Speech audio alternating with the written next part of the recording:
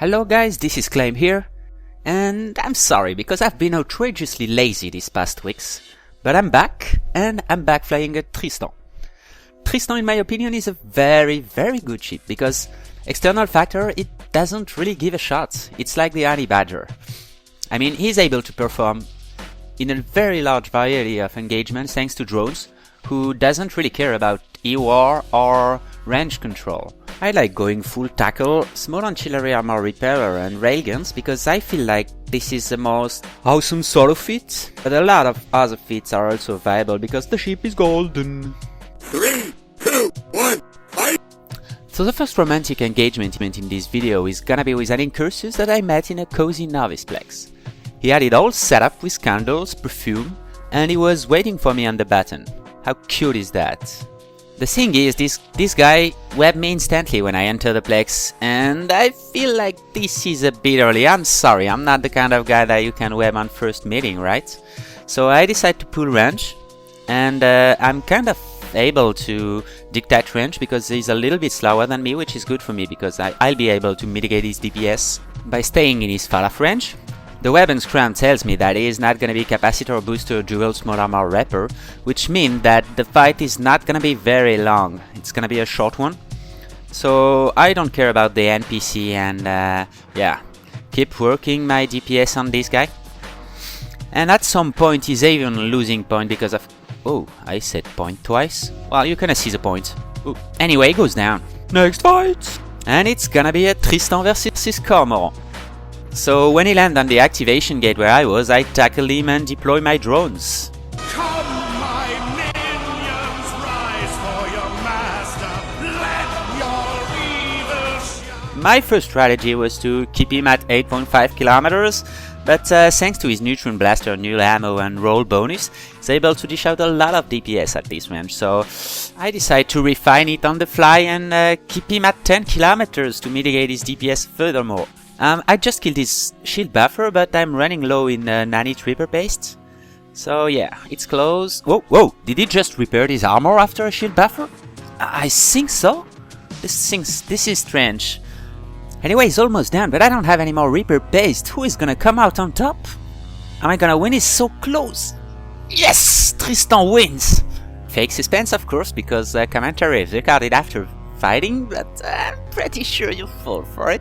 Anyway, let's move on to the next fight. I was in a novice plex trying to bait Bienet or two into coming, but instead there is this filthy pirate that come in a Republic fleet fighter, which is definitely not the best engagement for a Tristan, but it could work. The thing is, I start keeping him at range, but I forget to overload my AB, which is quite a big mistake because range control would already be difficult versus a fighter, and if I don't overload my AB and he does, then it's totally not gonna work. And his ship is quite fast, he's almost 750 meters per second while webbed and scrammed.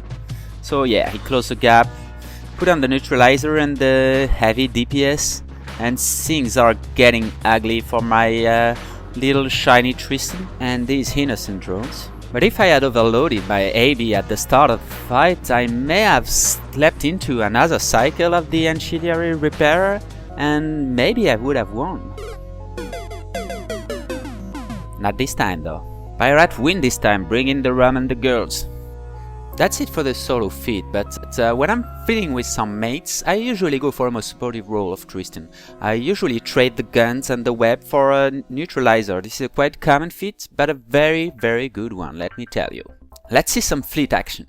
So on our small fleet there was me, there was Carlos in a MASB slasher, and there was Katsumi, a 2-week-old pilot that was trying to get the ropes with us.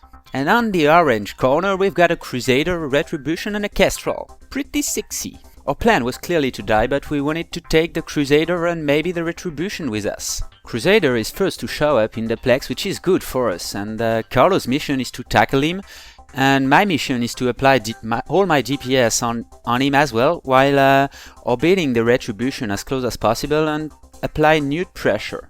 The plan is, if we are able to kill the Crusader fast enough and cap out the Retribution in the same time, the Kestrel will be the only threat remaining. In the meantime, we're calling Katsumi in reinforcements. As you can see, our plan is doing pretty well. The Crusader is falling pretty fast, and the Retribution is still under cap pressure.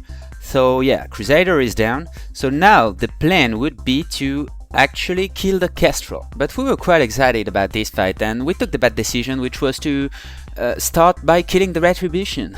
That's what Grid can do to Pilot. As you can see, a cap booster is enough to be able to cycle Neutralizer for a very long time, including AB and Point, and the occasional armor repairer.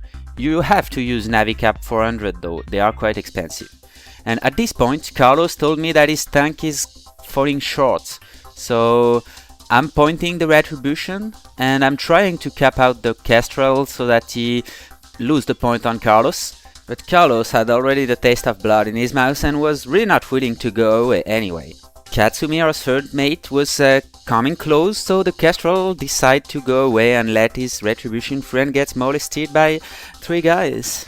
We were not feeling too bad about that though, because from a fight where we thought we were surely gonna die, it ends up being a flawless victory.